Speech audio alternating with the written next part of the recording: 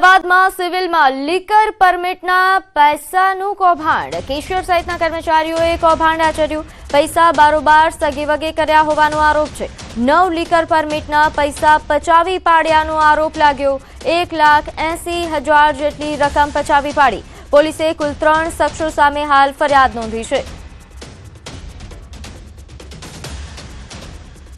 तो सिविल में लीकर परमिटना कौभांडनो मामलो। समग्र मामले सिविल सुप्रिन्टेन्डेंटનું નિવેદન। આ પ્રકારની ગેરરીતિ નહીં ચલાવી લેવાય। તપાસ માટે કમિટીની રચના કરવામાં આવી છે। ગેરરીતિ કરનાર શખ્સો સામે એફઆઈઆર દાખલ કરાઈ। 8 કેસમાં ફીના નાણાં જમા નથી થયા। દોષિતો સામે કડક કાર્યવાહી કરાશે।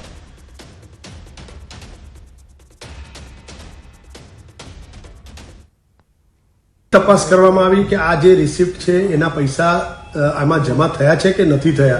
તો હકીકતમાં એ પૈસા એમાં જમા નહોતા થયેલા, પરંતુ જે રિસિપ્ટ હતી એની અંદર ટ્રાન્ઝેક્શન આઈડી પણ નાખેલો હતો। એટલે પછી એક ડાઉટ ગયો કે આમાં કંઈક ના કંઈક રંધાયું છે અથવા કોઈક ગેરરીતિ થઈ લાગે છે। એટલે ઇમિડિયેટલી તપાસ કરવામાં આવી। ગેરરીતિ સામે આવતા પછી એફઆઈઆર કરવામાં આવી। રાત્રે એફઆઈઆર થઈ છે અને ઇમિડિયેટલી 5 મેમ્બરની કમિટી બનાવવામાં આવી, જે હવે સઘન તપાસ કરશે કે આ વસ્તુ કેવી રીતે થઈ, ક્યાંથી ચાલુ થઈ।